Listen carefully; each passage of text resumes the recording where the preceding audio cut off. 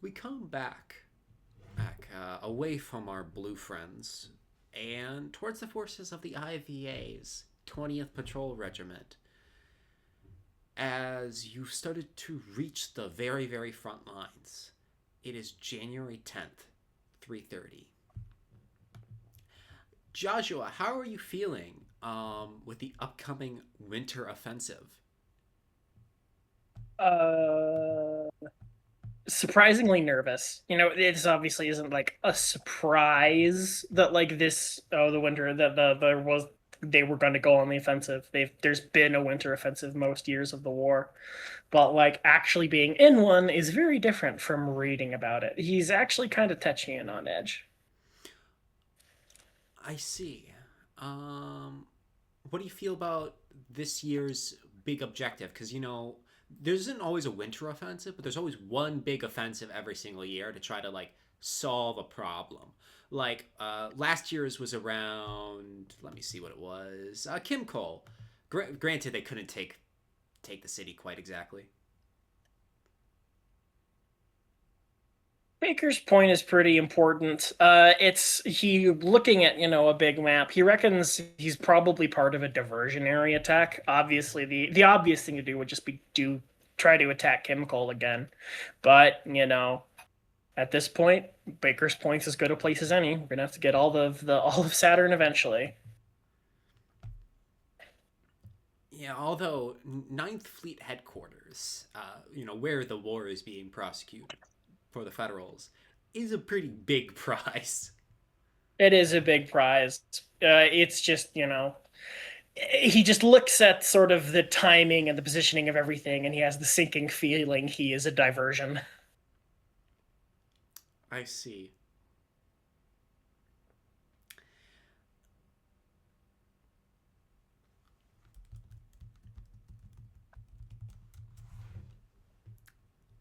But there are worse things. Oh, certainly. It'll be better diversion than bait. That is true.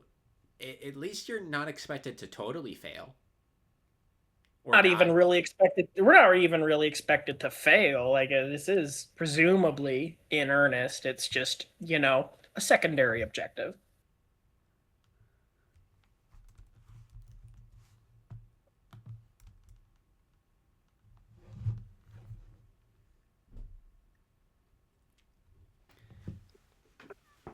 Oh, my back. Ugh. You Uh, good? no, I just cracked it. Oh, all good. Next to you, you see Rasputin get out from his bunk. Uh, Rasvin nods over to Joshua as he rises up. it's a very rare opportunity that us being two of the three Kamrafas, it's actually pretty rare for us to be awake at the same time. So Yaj would like to take advantage of this to have an actual proper conversation for the first time with the man. Um, Morning. Good morning, Captain. Nothing. Uh, were you you're nothing beats a ship sleep. I always sleep better in zero G. Well, that's the spirit. How's you been in your since you're not in my Rafa, I didn't get the paperwork on you. I only know you by reputation. So you're from Jupiter, right? Uh, no, sir. The belt. Oh, wearing the belt. He just kind of shrugs his shoulders and goes, "It doesn't really matter. I am Jovian." So, Ilion, Akia. You can take your pick, sir. He's just sort of completely nonplussed at this like crazy stonewalling he's getting for such a basic question. Um, were you RMMA before you signed up?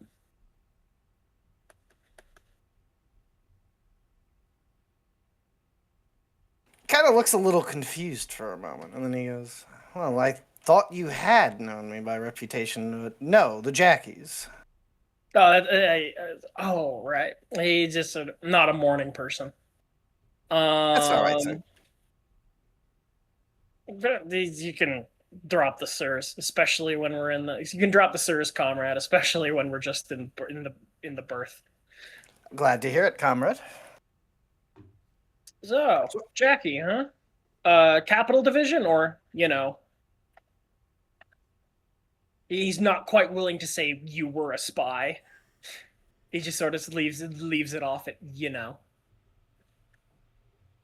Well, I performed various tasks that the Union required of me, comrade, including the Capital Division and including elsewhere. Interesting. So, why the IVA? The pleasure's mine. I'm happy to have a frontline posting. Well, there's certainly no other way to get one this year.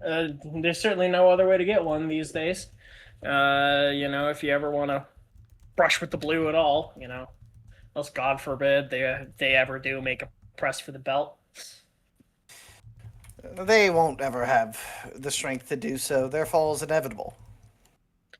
Well, their fall is inevitable, but their leaders are not governed by logic in the same way you and I are. Rassavin nods slowly as if considering this, and you get the sense that this has registered within him quite strongly. History is certainly full of examples of, dying animals thrashing out and causing unimaginable damage on their way down. Like, take take the Great Anti-Fascist Struggle, for example, before Unification. They were always going to lose, but, it certainly wasn't an uneventful defeat. I suppose you're correct, and it is something to bear in mind, but in that sense, we are here to hasten them along. Their time is over. Most certainly. Yeah.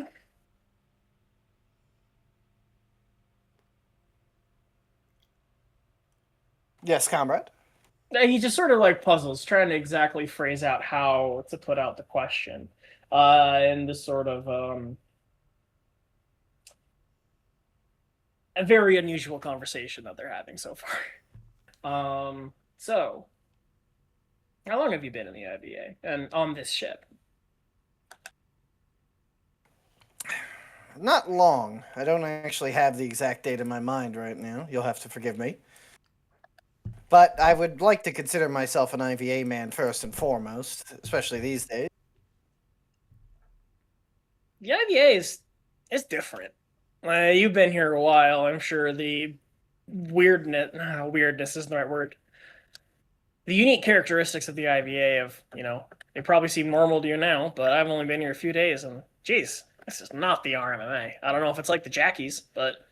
Oh, it certainly isn't. But in my opinion, comrade, it is the purest distillation of what a revolutionary army is meant to be. How so?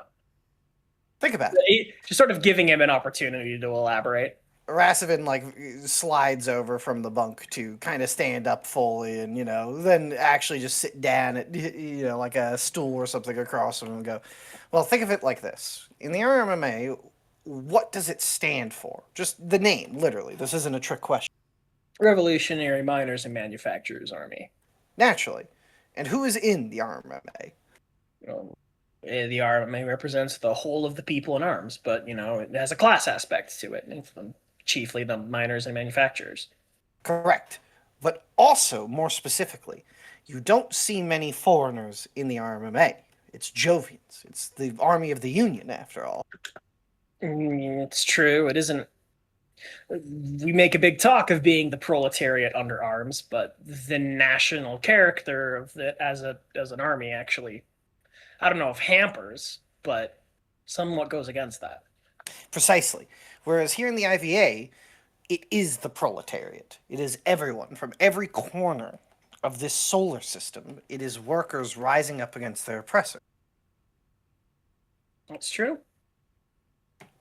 I like to see the IVA, well, like I said, as this pure distillation of a revolutionary army and of the ideal that our forefathers fought for. The RMMA is an artifact of the times when Jupiter stood alone. against the Federation. The IVA, well, I wouldn't use the term vanguard, that has connotations these days, but it is the tip of the spear for the revolution across the solar system. It certainly has been the case ever since the Second Martian Troubles. And when, President Saeed, he knew a thing or two. I agree. And I think at the end of the day, Mars is where we'll actually crush the Federation one day. It's the red planet after all. Think of it. Think of how many dissident groups are already on Mars. They just lack political consciousness. And the ones that do come here to the IVA. If we turn them into cadres in the future, we could see the red planet truly turn red. Well, it's exactly what Marx said in Volume 1 of Capital. That sort of the revolutionary value of the proletariat comes from their proximity to the fundamental of the means of production. And the Martians are uniquely historically situated, you see, where they're not just proximate to the industrial heart of the Federation, but also the you know this. I'm getting ahead of myself. It's like you said, the material conditions. The material conditions, indeed, Comrade Captain. So that is why I love the IVA. And I hope you will consider yourself an IVA man soon as well, because this is the army of the proletariat, comrade. We are paving the way to the future. I truly believe that. He sort of takes a minute, sort of nods a bit. He's like, sorry for abrupt change of topic, but you got folks back home? Family? No. I was, went through the program. It seems that there's a disproportionate number of Opos in the IVA. We live to serve the Union. That's certainly an interesting phenomenon. It's not the case in the RMMA. It is the case in the IVA. Well, why wouldn't it be, comrade? Well, my provisional theory is that there's nothing, Oppo, the warden of the state. The state is the parent, the state is the family. So one would assume, please correct me if I'm wrong, that the chief source of affinity would be for the local and immediate community. This is Oppo, the program is integrated with the council commune system, not with the RMMA after all.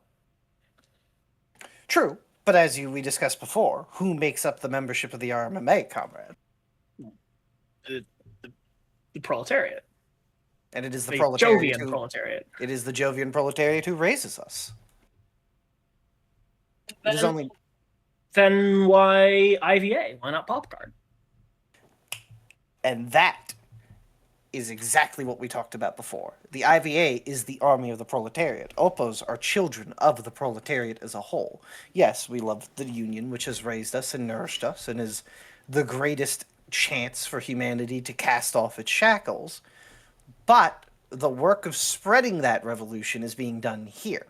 There are plenty of Opos who go into other branches, such as the various departments of the ministries or join the councils as well.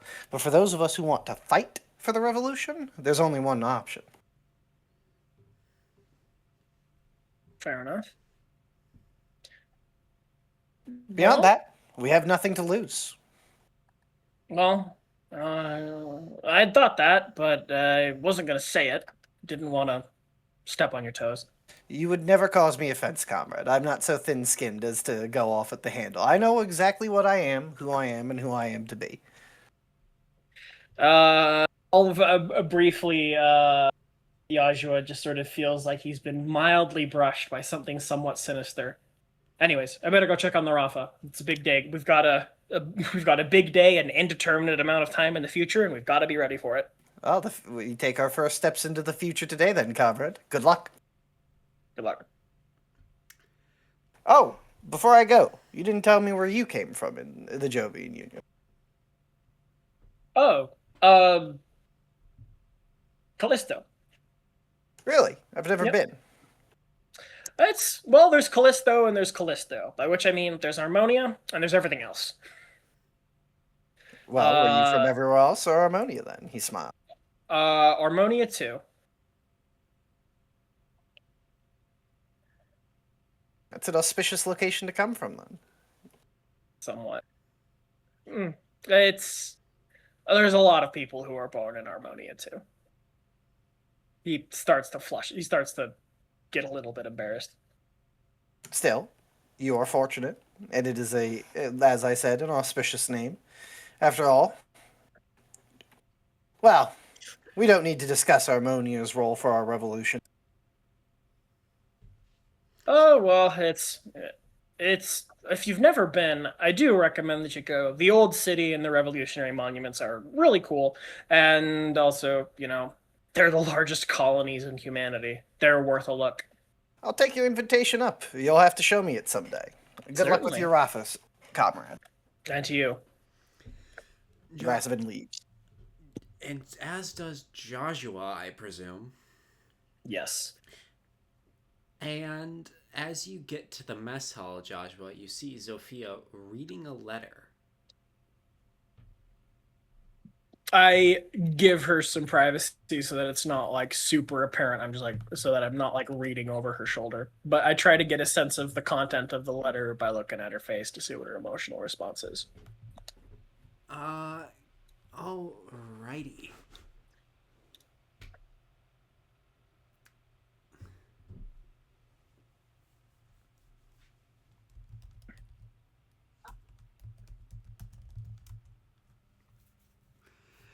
Zoifiya, Yes. this is the fastest letter you've ever gotten from Philippe. That's odd. 4 days. Typically, 4 entire days. This is rather odd. It's never been this fast, nor this short. Actually, my bad. I'm mixing up my own timelines. 2 days. It's you've gotten this letter back in 2 days. When it comes to the correspondence of sending letters, especially given their distance, yeah, no, that is that's she never even had time to like even think about the idea of correspondence in that amount of time. Do you open it? Question, does she see Jozsua enter? I want to roll for narrative points. 7. I'm gonna spend 1 to give you 8. No, you don't. Okay. No snooping for me. No. It's actually the opposite. Actually, you are here. It's just Zoifiya doesn't know that yet. I presume we're just in the Shemdet mess. Okay. So, do you open the letter? And Zoifiya has that, how would you say, the military pre-made coffee in the MRE, and she'll, like, cut it open with the letter opener. The finest Jovian instant coffee. No, actually, Exactly. a funny fact about coffee making in space is it has to be espresso. Oh, yeah. Because No gravity. you Or instant. You can't use gravity to separate it, so you either have to use instant, like you said, or the pressure of an espresso maker to make coffee. Go-mine being go-mine, of course, just instantly rules out the existence of instant coffee. Come on. I mean, understandable. If you wanted to taste oil, you can go down to the hammer. All right, let's look at the letter. Compatriot, I will unfortunately have to keep this letter brief. It appears I am destined for a boring stint of paperwork in this deployment, and for that I am certain you are rejoicing. Thank you for the picture. It is good to see that even in a military as different as the one you serve in, soldiers remain fundamentally the same. Rest assured that I am taking no exceptional risks, nor do I have any particular hunger for glory. As I have often said, I am here to perform my duty and try to help those I can in line with our mission statement as peacekeepers, no matter how elusive that peace might be in these times. You should heed your own advice, friend. No superior officer enjoys reckless subordinates eager to die for their cause. The best subordinate is one who is clever enough to question the situation and brave enough to do what must be done regardless. As an aside, your last paragraph was amusing. I had forgotten for a moment that the Jovian Union has a different view on love between humans. You are aware that you could easily find yourself a wife who wears such things, yes? Not that I am one to judge your own proclivities, but one does not have to be born a man to marry a woman, or born a woman to marry a man. After all, I thought I had read that the Union no longer pursued this strategic baby policy. Then again, I do recall that scandal regarding contraceptives. Do not take this as an invitation for a political argument. I am merely curious. Sincerely, Blue Major.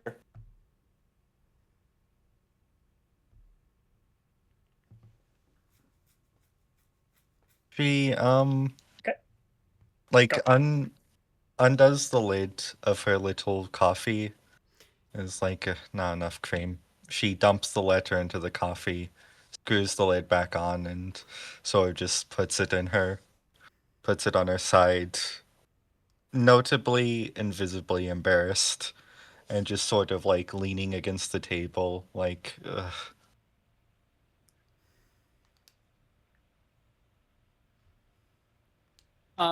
Does Yozsua see this whole thing of Zoifiya putting a piece of paper inside a thermos and leaving the mess while looking somewhat distressed?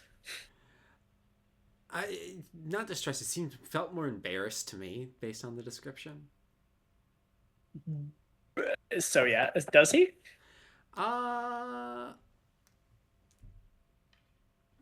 She wouldn't notice.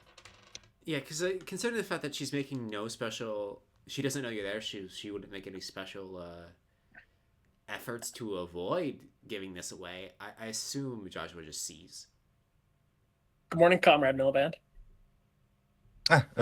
Comrade Captain. Everything going all right? Yes, everything's going just fine. Sleeping just fine. Is the solo berth, is you good with that? Everything who you're hoping it to be? Yes, everything I was hoping it to be, and more, of course. Though I don't think many of us are getting sleep in the past few days. No, not really. Every day brings us closer to Baker's Point, but we can't let that get the better of us. So, and one of the things that is not good for our fear getting the better of us is spending all day alone, which I don't want you to be doing. So, I'm gonna go check on all the pilots today. If we can, we're going to do a sim session.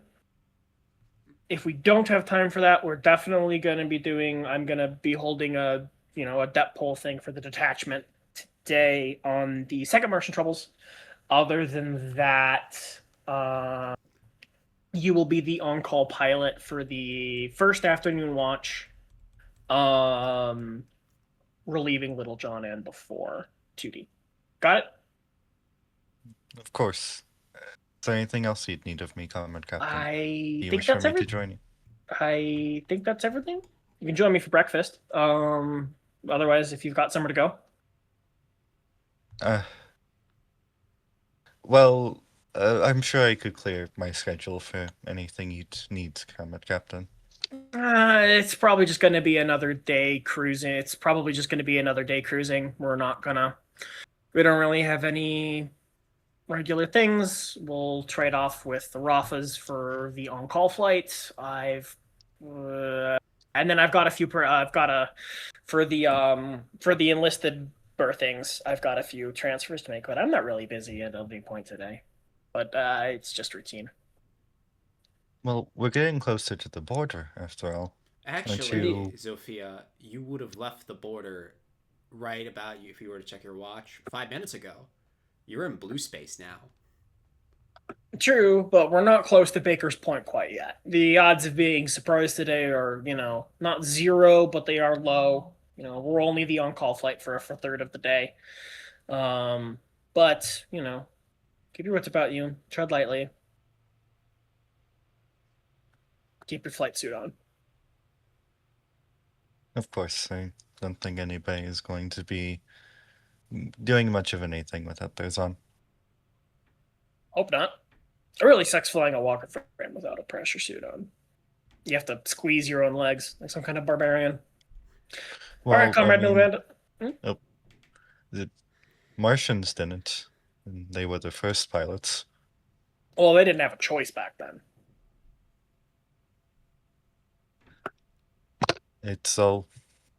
I'll be on call, Comrade Captain. And she Yeah. just does the half salute. He sort of gives a little wave and then lets her go. You said you wanted to go to breakfast, if I remember correctly. That is correct. When you get there, Fukui, Little Fuyuki? John, Fuyuki, yeah. Thinking too much about Unicorn Gundam. A curse, but yes. Hi. The demon in my brain. The demon in your brain. It be like that sometimes. Hordon, Fuyuki, would you like to be there when this happens? At breakfast already? Sure. Hordon I can be never there. misses breakfast. You guys have coffee or coffee, tang, or water? Coffee. Whatever form of coffee we can have. And you got coffee. So you be a bit distracted, sort of caught up in his own head, so to speak. What kind of food do they serve at breakfast? Is it like is it military rations, or does it have a bit more of a free reign since we're a more freshly supplied ship? The thing is, because you're expected to go into battle either today or tomorrow, which is you're assumed to for today. You've gotten basically a special order of you have French toast today that actually tastes like French toast. But a lot of the food in on ships, is stuff that you can assemble and keep on their own. Like, they keep their shape very well. Like, so sandwiches are very common. You also have quite often for breakfast like sausage links, heated up patties of like either sausages or eggs. Because there's certain things that are hard to make in 0G. I'm assuming powdered eggs. Yes. Naturally. All right. Well, Hordon's very excited. They crossed the border not too long ago, and he is surprisingly ready. He didn't think he'd be, but he is. All decked out in your flight suit already? Yep. Fuyuki's probably also wearing his flight suit. You ever He's see had. a kid that shoots their first deer? That. Hordon is buzzing. I see. Fuyuki is he very much kind of has one predominant thing on his mind as he sits there sipping at his coffee. He has his book with him. It's like open to the page that he's reading, but he's kind of doing the thing where he's reading the words, but like he keeps blinking, realizing he's not really processing it as his mind keeps wandering.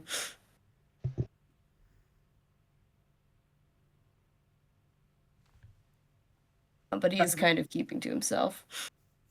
Comrade Lieutenant, Comrade Hurst, how's everyone sleeping? Fantastic. Oh, what's the date, Goman? It is January 10th. 3:30. Good. I'm glad to see everyone's kind of acclimatizing well. No Titov syndrome. Everyone's doing well in the Sims. Everything's working. The ship is in good shape. So is the Rafa. Of course. I'm more than ready to head out there, and he smiles. As you say, He Captain. looks almost giddy. Just so everyone knows, we are the two Rafas, the on-call Rafa for the afternoon, which means we're going to have to spend much of the day just sitting in our warmed-up walker frames doing nothing. So make sure you get anything you need to take care of done before 1300. So I guess that's it. Mind if I join you for breakfast? There's room. Go ahead. Did Zoifiya join Jozsua? I believe Zoifiya has departed the mass. No, yeah, no, I believe shortly after Joshua left, she would have also joined everyone. Okay, so it's all four of us together now. Marvelous.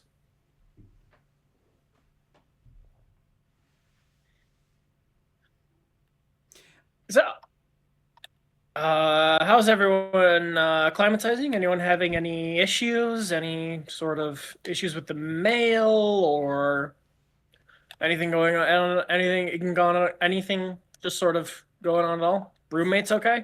Zoifiya. Hordon, I know you got a real character as a roommate. Oh yes. Me and Ron have been getting along real well. You know, I find it nice to be able to stretch my legs for once in a bed. I haven't had that happen in a while.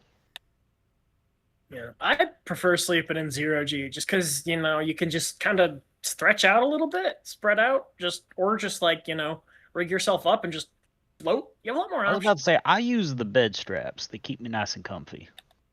There's definitely multiple schools. I've seen master sergeants and bosuns just sort of strapped up in ways that I couldn't even comprehend. Although by the time you get to that age, none of their joints work.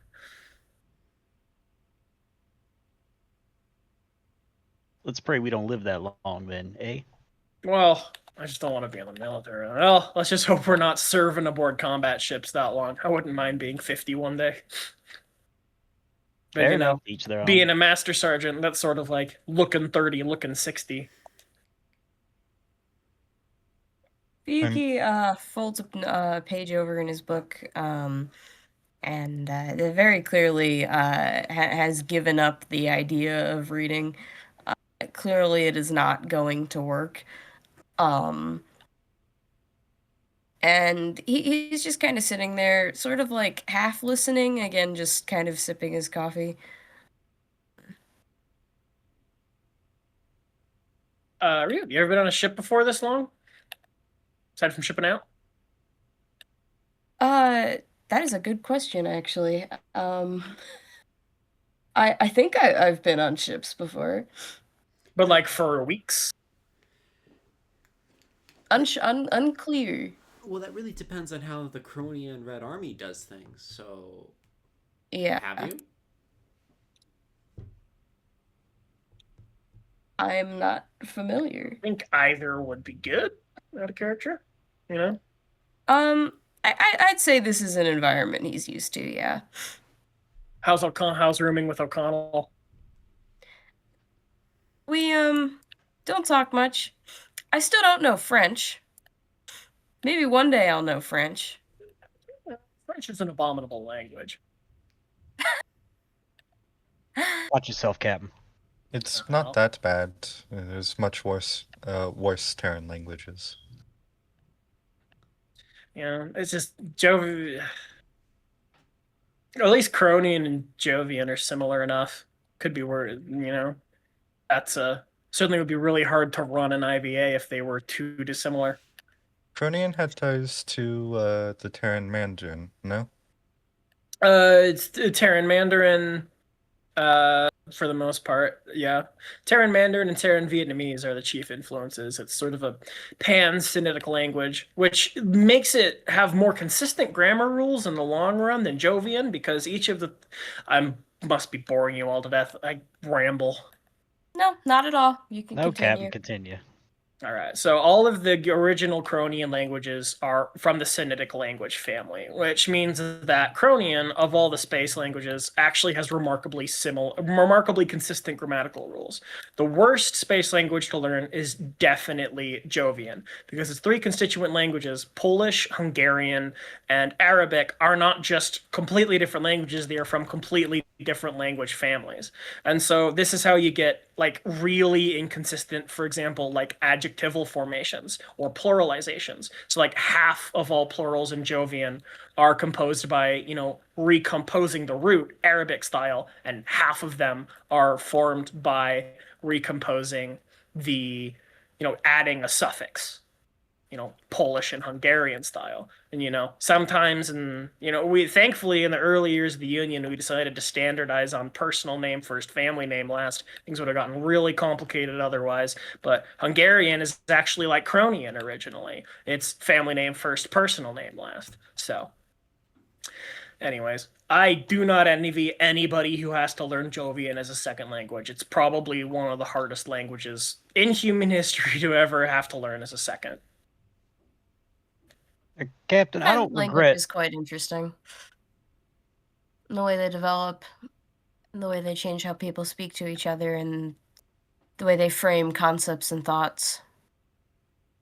Oh, absolutely. Like, it's a very Jovian. Like, you look at the root system in Jovian, right? Every word is fundamentally the same word. It's inflection and pronunciation that determines if it's a singular, a plural, a man or a woman or an adjective. Whereas, contrast that to, French, where every concept is so neatly composed in its own little way, where the only thing that changes is how you do it, not what the thing is in terms of conjugation. You can kind of see that imprint a little bit in the Jovian versus let's say the Lunan mindset. Exactly. I think it completely reframes the way you understand concepts and think about things, the language you think them in. But he just kind of shrugs. I'm no linguist. I blow things up with the giant robot. And he smiles. Speaking of, I hear we're in blue territory now, right? Yeah, as of yesterday, the regiment has passed into uncharted territory. We'll have to adjust the watch schedules to make sure enough walker frames are ready to go at any moment without burning out the mechanics. But I just spoke to the dep ops of the regiment, and the action's probably going to be either today or tomorrow. Legally speaking, we are all tourist right now. A heavily armed tourists, but most certainly, yes. If any federal customs service are asking, we are here for a bit of historical tourism and humanitarian aid. But I doubt we'll see any federal customs. I doubt we'll see any federal customs officials this far out. But I guess you can never rule it out. Saturn being an integral part of the Federation at all. Oh, yeah. Sarcastically. Absolutely. Fuyuki kind of, smiles in response to the sarcasm there.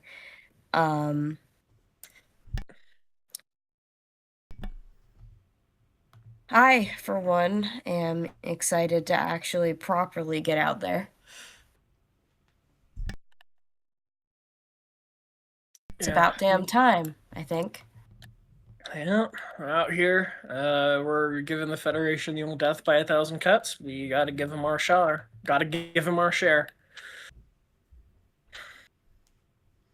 All of you hear a cheer as, Colonel Markovic enters the room. There's the Comrade Com Squad. He gives a wave as, he and Isa go to collect their food and sit down at a different table. But, they did notice you and they did wave hello. No, we wave back, I presume. Yeah. It's just me, or does Markovic kind of feel like a good luck charm?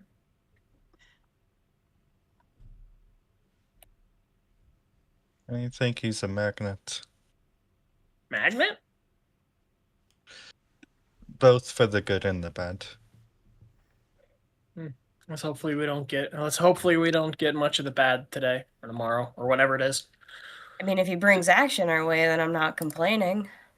Yeah. So. Fuyuki, you've lived here your whole life, yes? In Cronian space? Yeah. You've ever been to blue territory before? Though I suppose the borders have changed. Not blue territory that's actually their own, if you get my drift. No, I haven't done much traveling. I've read a lot about different places, about Earth. I'd like to go one day. I sort of bumps Zoifiya with mail. Zofiya's been to Earth. Oh, really? And he appears quite genuinely interested It was in only when I was a child. Still, what was it like? you been? Yeah, exactly. That's more Earth than I've seen. Well, hopefully, one day everyone should go. It's tradition. It's different. It's different than being in a colony. You can't really feel the difference between rotation and real gravity, so to speak. She does with air quotes. But there's almost this motherly pull, which you just... It's a different universe on Earth. I think I know what you mean, but ultimately, I'd want to come back up to space. I feel like I belong here. I feel like it's where I'm supposed to be. I like it up here, anyway. Same. Also, rain freaks me out.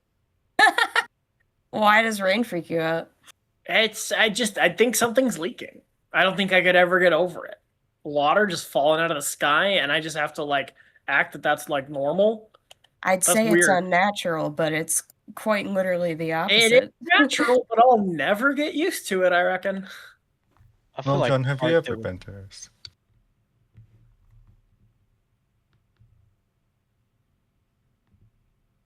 Who? You been to Earth, Little John? No, and I honestly feel like I'd fall up into the sky if I did go. Yeah, I that don't also think I'd is ever kinda get freak over me that. out. No roof.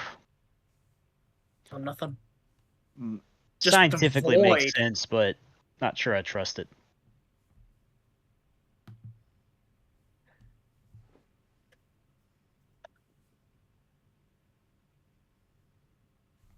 There's something about space that just seems so freeing. You don't have to worry about gravity. Plenty of space. So much of it unexplored, so much of it we don't know about. I don't know. Yeah. I'd like to see Earth, but there's a lot I'd like to see. As you say that, Fuyuki, as you hear a voice behind you. It's Corkhead says, "Earth isn't that special." Who's speaking? It's a full name. Corwin O'Connell, call sign Sunshine, nickname Corkhead. And right next to him is Warrant Officer Jersey L. Berkey, call sign Berkjerk. Berkshire. Oh, my lovely roommate. Yeah, and he says Mars isn't all that terribly different from Earth. Well, I've been never told- been to Mars either, for what it's worth. I heard Mars smells different. It's the iron. Aren't the storms deadly there? Actually, as of late, no. Like 50 years Like ago. how later we thought. Okay. 50 years ago, yeah, but it hasn't been like that in decades. It'd make farming hell of a job. I suppose. How you grow things in the dirt over there? Yeah, that makes sense. I never think about that. It's weird because the things you think are normal if you grow up in space. Hydroponics aren't natural. Living in a can isn't natural, but to me it is. Weird. Well, people have been living in stations for 200 years, right? Yeah, but they've been living on Earth for 2 million years. It feels like it should take longer to get used to it than it actually does. Well, isn't that the entire bit about your communists and your social engineering projects and all that? Well, I guess. Are you not a socialist? Nope, I just think the war is wrong. So then, Tough. what are you gonna do when we win? I don't know, live here? Well, it's a big old place with a lot of places to go, and there's a lot of work that's going to still need to be done, regardless of what your political affiliations are. It's a big old solar system, and we've filled less than half of it. Fuyuki looks like he wants to say something, but he bites his tongue. He has been advised that he is not supposed to talk politics, so outside of the designated political talking circles, yes. Exactly. And as an officer, So- you have to be more restrained than the enlisted men who are allowed to Yes. listen to their passions.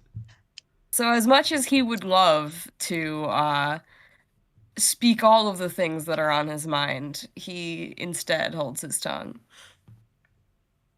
You know, we talk so much about how Earth itself can be, how would you say, weighing down a cradle. But Sol as a whole is just a bigger cradle itself.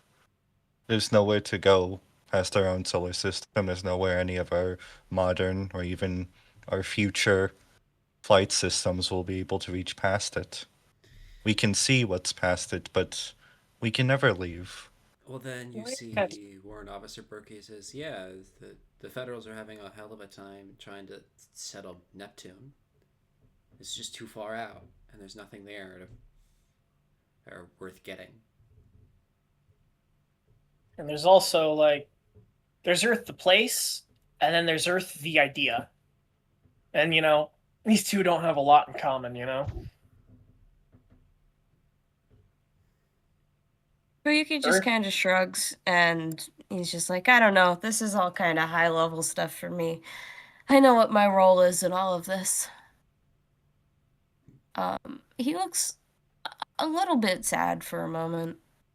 Just a flicker of sadness, and he's like, honestly, as long as I make it worth it out here, it's fine if I never see Earth.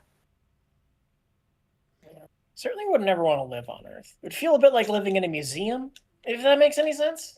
You see O'Connell say to Fuyuki, don't say that on the rankers.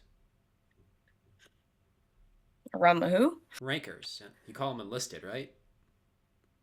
Ah, You call them rankers? Well, yeah, they're in the ranks. Yeah, but they also enlisted.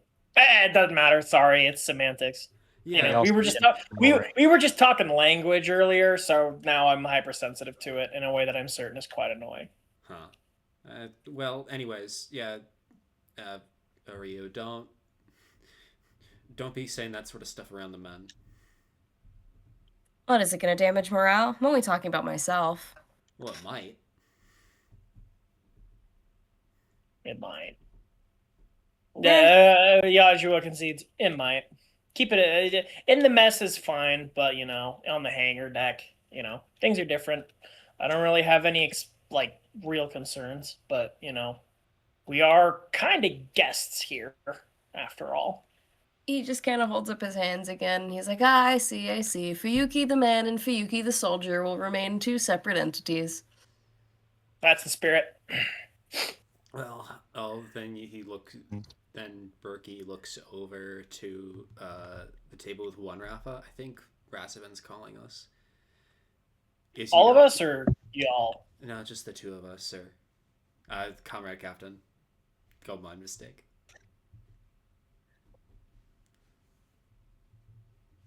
Well, Catch you around. O'Connell nods.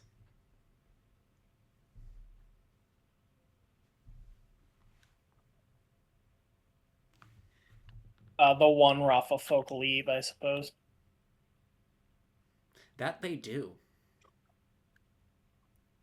Fuyuki turns to Yashua and just kind of a little bit quieter is just like, hey, no need to apologize or anything. I appreciate having someone to talk about this stuff with. Language and Earth and the oddities between the stars. Well, to let the rough in on a little secret. Before my call sign was Timebomb, it was Chatterbox. I see. Which one do you like better, out of curiosity? In typical soldier spirit, I'll choose the one you hate the most. You see, that's the thing, is there's no sin more egregious than expressing any kind of preference for a call sign. It's bad luck. I'd be certain to be dead within the day. I see. I won't inquire your thoughts then. I won't tempt fate. Especially on today when you're planning on brushing with the blue.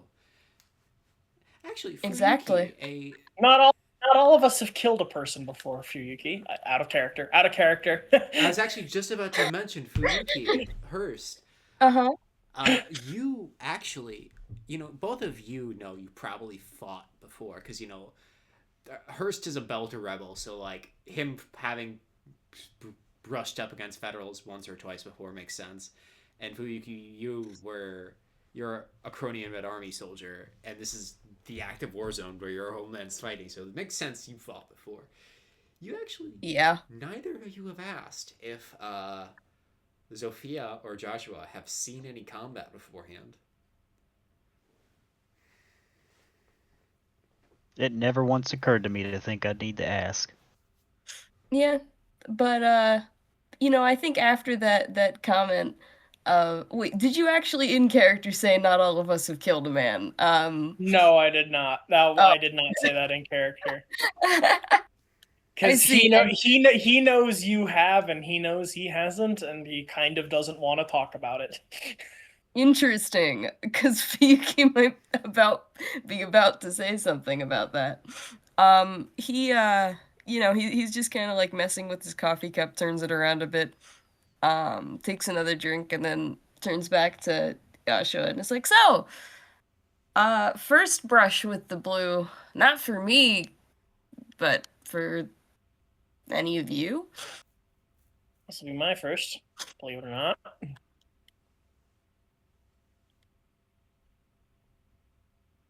I have fought... Oh, you go ahead. No, I apologize. No, I insist. You go first. No, truly, I interrupted you. Hurst, you go first. Yes, Captain. I have brushed with the blue several times before.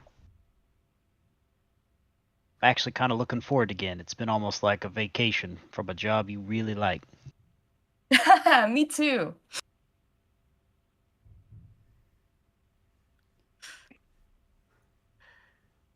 I mean, statistically speaking, it'll probably be a bush with the orange, but, such is the nature of things.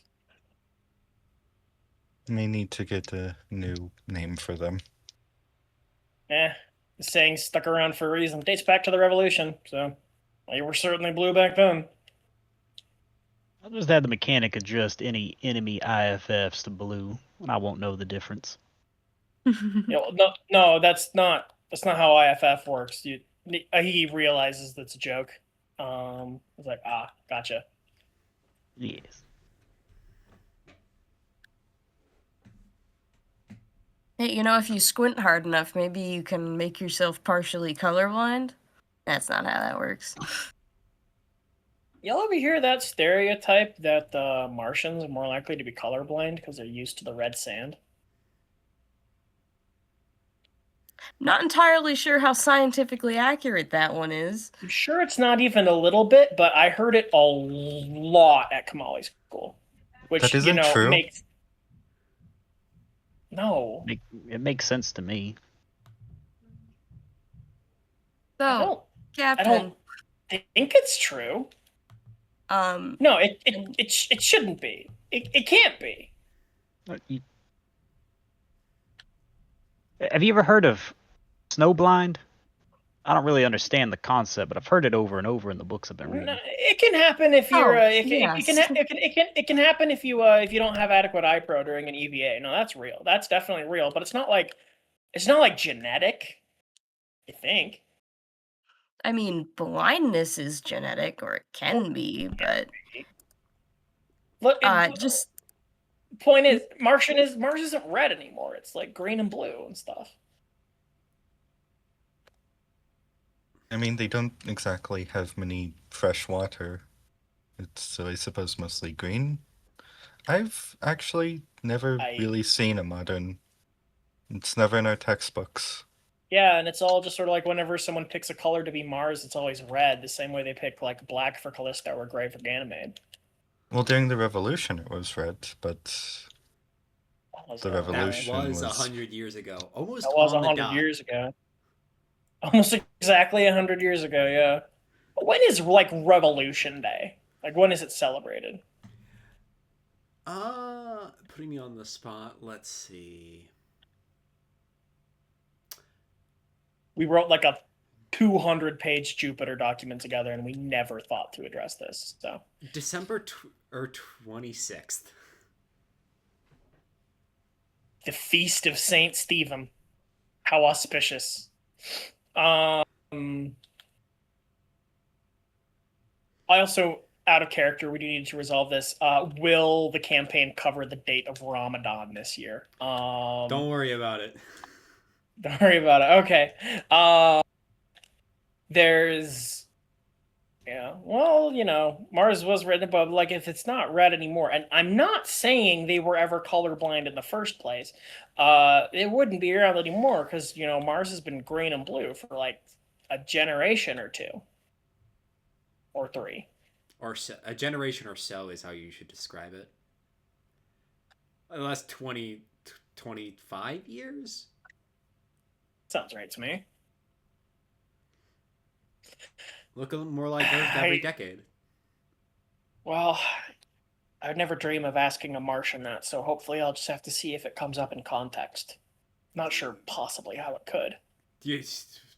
What, you're gonna bring up colors to Corkhead to see if he notices the difference? That's clearly a microaggression. Sort of like, now what color would you say this is? well. I mean, He very much notices, by the way, that the captain was dodging his question. Wait, it's more that Quix forgot the question. What was that? If- Yeah, no, yeah. Brush with the blue. No, he very much did sort of give like a half answer and change the topic. Yeah. And Fuyuki wasn't gonna pry because he's pretty sure he knows the answer.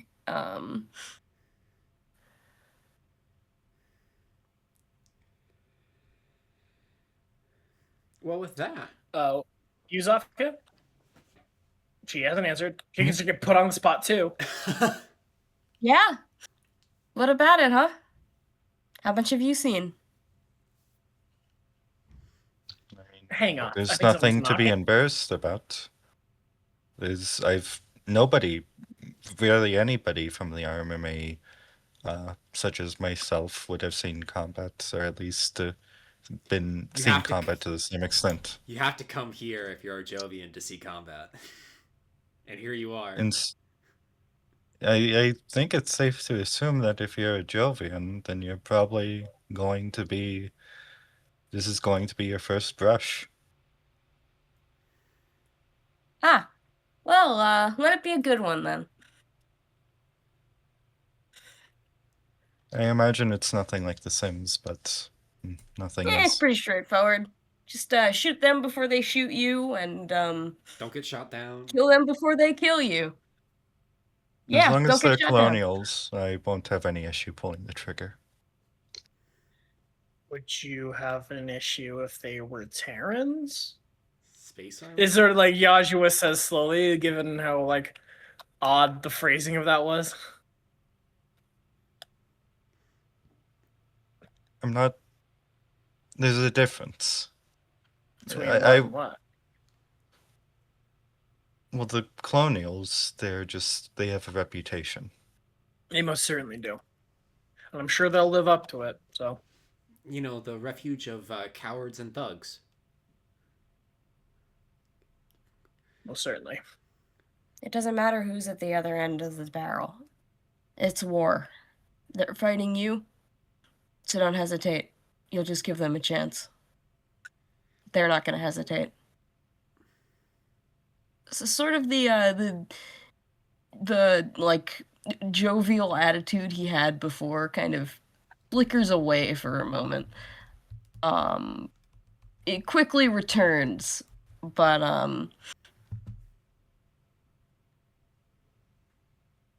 he was quite serious for a minute there.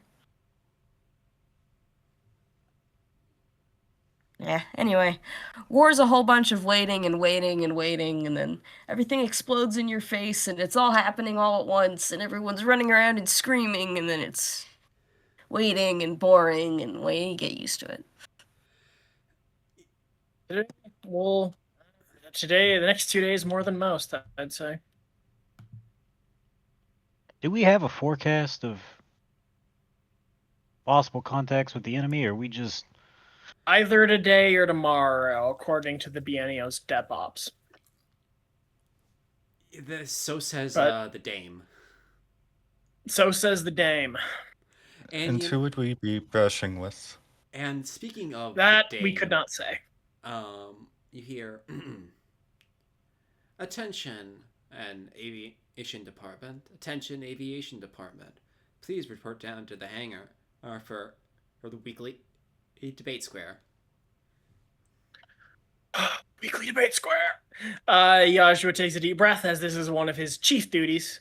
I was like, will I be seeing any of you there? I'll be coming. Zoifiya nods, takes a long sip of her coffee, and then like pauses, and then has to spit it out. You good? Yes, yes. All right. Well, see you at the square. Yes, you can make popcorn in square in space. In Square, They you do it can all the make time. popcorn in Square. Yes. I didn't know you could make popcorn in Square. You can. It's a gravity agnostic process. It just takes heat. It's right up there with the Jovial Union. Let's head down, shall we? As you arrive, Jozsua, as per your agreement with Rasibin, is you get half the aviation department, he gets the other half, as you lead a discussion on this week's book, as what was voted on last week of what people wanted to learn about. The Second Martian Troubles. Second, Martian Troubles. A very apt topic given our current mission. And sort of the eternal Cronian troubles. Oh, is that what the Federals call them? I don't know what they probably call it that euphemistically, even though it's a kind of significantly more than that. And All right, I head so- down to the debate square. So besides, to Rafa, it's all of your mechanics, and thankfully for you, Jozsua, the head at mechanics officer is with Rasibin this week. All right.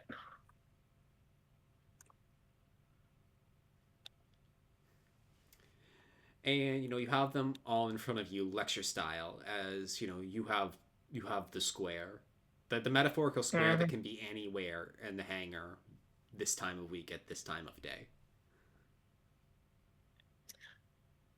All right. Good morning, comrades of the aviation department. Today we will be discussing what's the title of the book? A short history on the Second Martian Civil War. Short history on the Second Martian Civil War by Vasily An old Rasifin. Karpov. By Vasily Karpov. Any relation? No, it's a very normal Okay. last It name. is a very common name. Okay. By Vasil Karpov. Well, just to start with, comrades, make sure we're on the same page. How did just first impressions? Did you like it? Did you not like it? Boring?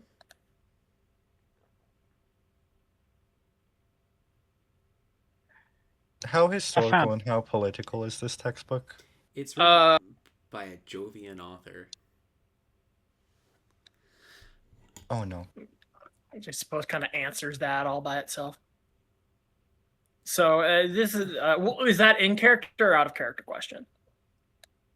Out of character site.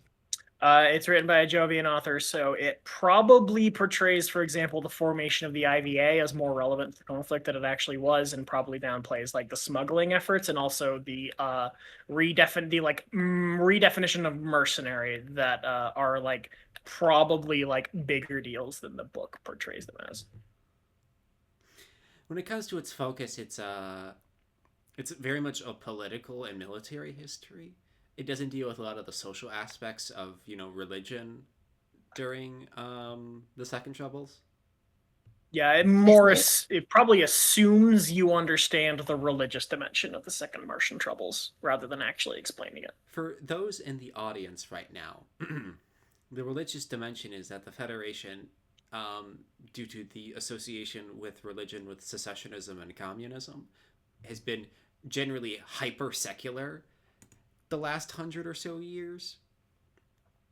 And the Second Troubles was started over the closing of a Catholic church for, and I quote, secessionist sympathies. Whether or not they did have those sympathies is a matter of furious debate even to this day.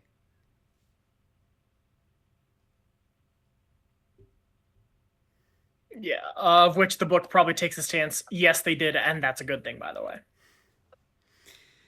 Jozsua, you got the sense while reading this was an SR author. Okay, so it's going to emphasize the historical role of Ivan Said and the IVA. So, in other words, very standard historiography on this topic. Not controversial. For Jovians. Well, for Jovians. Yeah.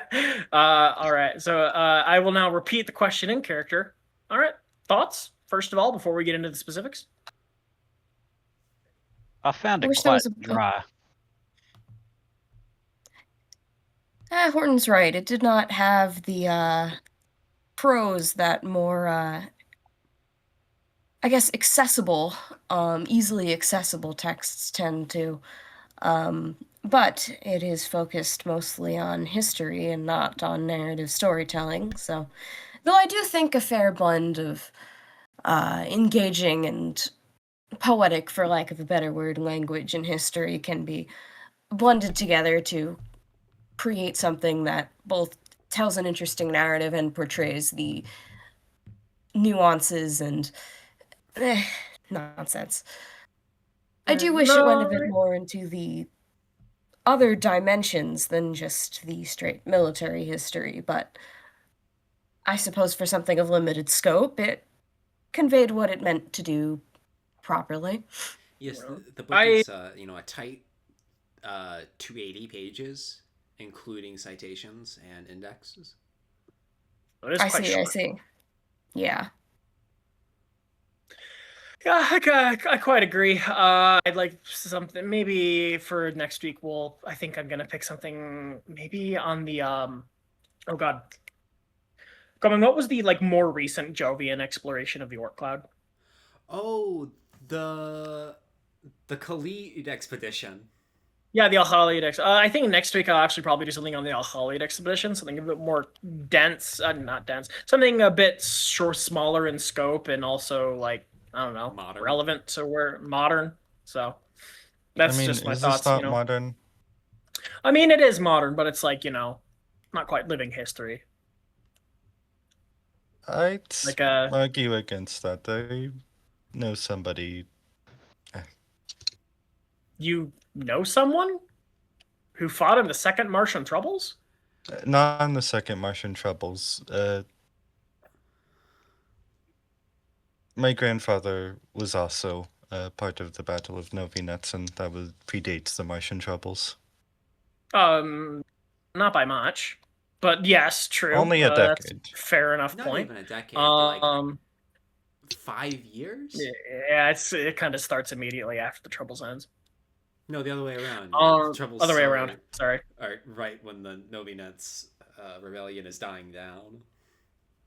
Still, the Khalid expedition, I don't know. I think is more of a counterpoint to this. That'd be good. Anyways, that's next week. We're all talking about this week. So, in terms of the analysis of the long-term causes of the Martian Troubles, Did anybody find any point of disagreements on the long-term causes as being the federal secularization and the economic disadvantagement of Mars? And then you see one of the spacers says, "Yeah, it's. I think Karpov doesn't talk enough about the assembly, a distribution of the constituencies. This guy looks like he's a little corporal, a little sergeant."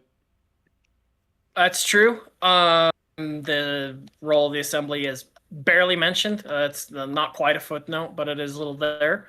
However, wouldn't it be safe to say that the causes are approximate to the economic policy of the Federation towards Mars at the time and not the actual representative one?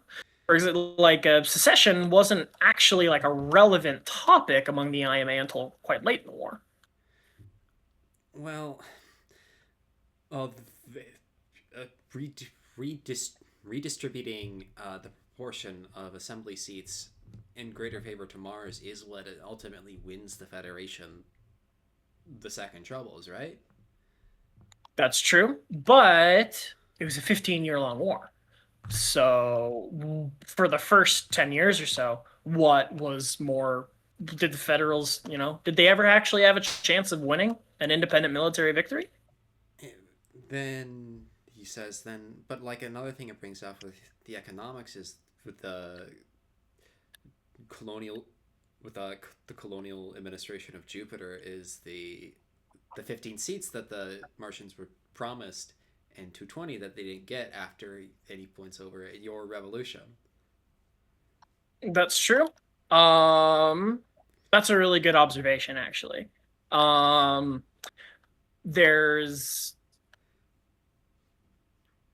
But remember, what is the chief economic driver? That's true, especially considering what the chief economic driver of uncertainty was at the time: power prices due to the irregular helium-3 due to the routine helium-3 shortages. So that's a good observation. It's certainly the overall role of the assembly in the conflict is definitely, and I think kind of bizarrely underplayed. Zoifiya, anything to add? I think I'm conflicted on how it portrays the role of the socialist in the conflict. Oh, how so? Well, I agree with the author inherently on his sort of conclusions on the IMA and their political affiliations.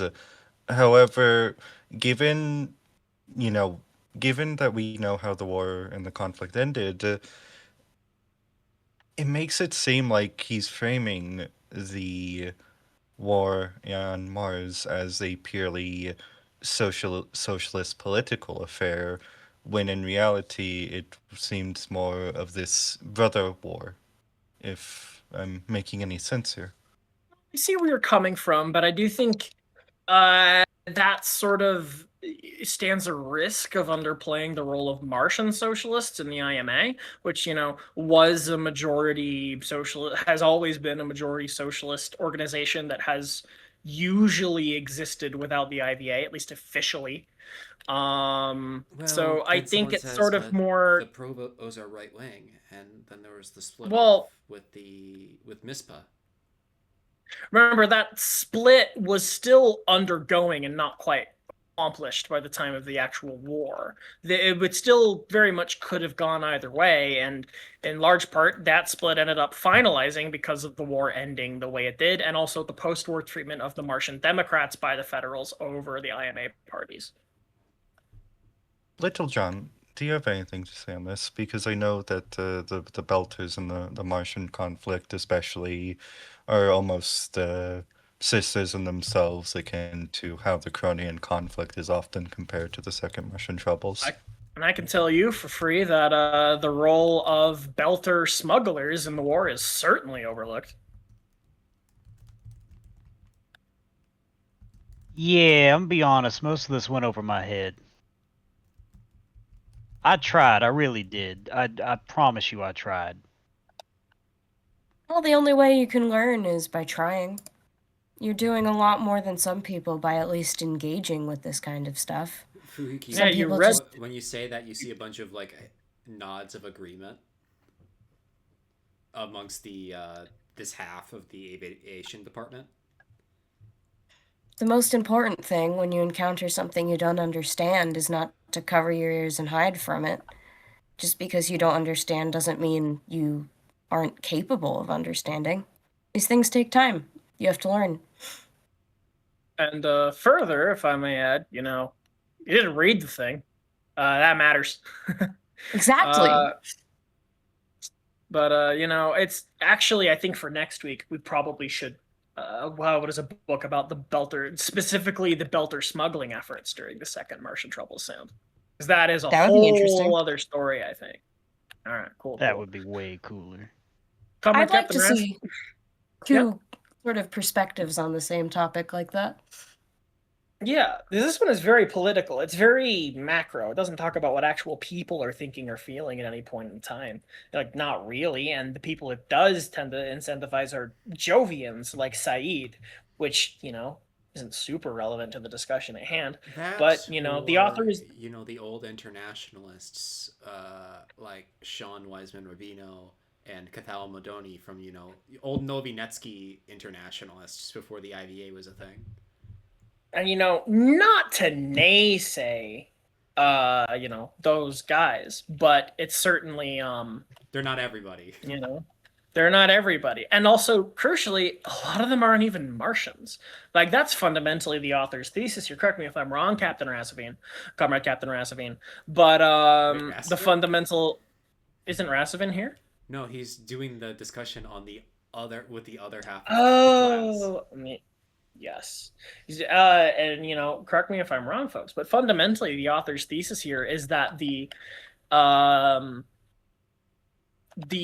Martian Troubles were, more of a front in the Cold War than they actually were in an actual struggle for Martian independence. Martians are kind of curiously absent from this whole discussion. I suppose if the book itself rebranded as being more open on the Jovian perspective of the conflict, then it would almost be more sincere in its analogy, because then it would recognize the absence it creates. That's a good point. Frankly, it's mostly a history of the founding of the IVA. Actually, Jozsua, you take a look through your copy again, and you look at the publishing date for a second time. 291, a year after the Second Troubles ended. Yeah, for what claims to be a history of the Troubles, it's mainly history of the founding of the IVA, an institution that at the time barely existed. I mean, if anything, that makes it a better resource in that regard, because it's not biased with the IVA's future standings. That's true. Does kind of make it a bit dull, though. And also, ignorant, not ignorant, but it kind of downplays the actual Martians, which is odd. If anything, isn't that what we're doing here? Our entire role as the IVA in the Cronian conflict almost downplays the role of the Cronians themselves to some extent. That's an interesting point, Zoifiya. What does the group have to say about that? I mean, you're all here to fight for the right cause. We're all here fighting for the same thing. I don't care where you came from. I don't care what brought you here. We're fighting for Cronian independence, and as long as we all agree on that, there's not going to be any issues. Again, there's sort of a fracturing of the tone he'd held before. Not upset or angry, but a bit more sincerity, sort of, in his expression. I mean, I believe everyone else has the same beliefs, yes? Yep. Look around the group.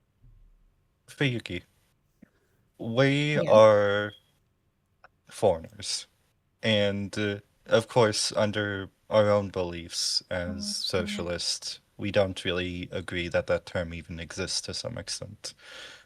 However, it's very easy for the perception of what we are doing here to be perceived as imperial or imperialist in nature, even though we ourselves view it as liberation. Of course, you view it as liberation. I would not blame you for having mixed feelings in our involvement in this conflict, even if we are fighting on your own side. I see your concern, but I just invite you to consider it in this way. The imperialism, if there is to be such, which truly I hope there isn't, we can function perfectly fine on our own. These are all things that happen after the war is over. After the fighting is done. So a bit out of my wheelhouse. I'm not really a politician. I'm a soldier after all. But... and he kind of looks like he's considering his words quite carefully. It depends on how you approach it, I guess.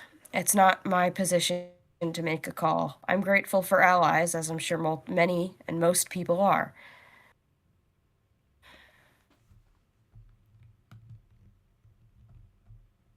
I hope we won't come to regret that. I doubt it. Because the thing is, meaningfully what imperialism is and what actually causes it is the economic condition. In speaking from a strictly economic and resource standpoint, Saturn doesn't actually have anything that Jovian Union needs. That's not true of the Federals. The whole problem is that Saturn possesses things that the Federation absolutely needs and cannot make for itself and does not want to negotiate for, that it wants to take. History Exactly. may bear out differently and prove wrong, but, Saturn we has aren't here to people. take anything. The Federation has more. Jovian Union has plenty of people. It doesn't need people in the abstract. Well, okay, I guess technically it does, but not people who don't want to be part of the system. And what happens, and forgive me for going on hypothetical, to the few colonial Martians, and I'm not talking about colonial in the military term here, who are civilians, who want to be a part of the Federation? It's gonna cause like an issue, of course, in the same way it caused in Jupiter after independence. But we worked it out previously in terms of mass migration and changing things, and we can go further, and they get to decide what they want to be. I doubt, at least for a while, that the Saturn sphere that is going to be all one polity, especially immediately after the war ends.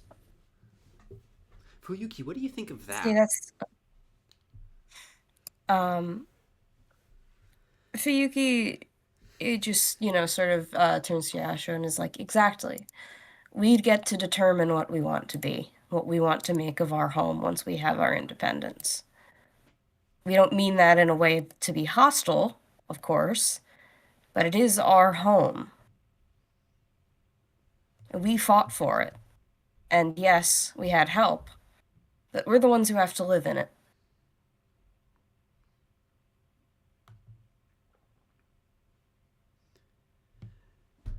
Again, I don't see any of this being an issue unless... well, I just don't see any of this being an issue. And he smiles again. Besides, these are things to worry about after we've won. These are things for people other than me. Not that I don't have an opinion. Of course, I have an opinion. But... well, not sure how much say some random Walker frame pilot has in these things. More than most. On account of the Walker frame. When you say that, you hear over the intercom Colonel Cabero speak. This is the Colonel. Scouts ahead have encountered Space Army. All hands. Move to general quarters. Expect contact within the next 30 minutes. There we go. Fuyuki Fuck. looks up with sort of a smile of glee almost. Wipes his hands, stands up, and is like, well, shall we? Time for matters of the present. And on that, the screen fades to black as the eye catch plays.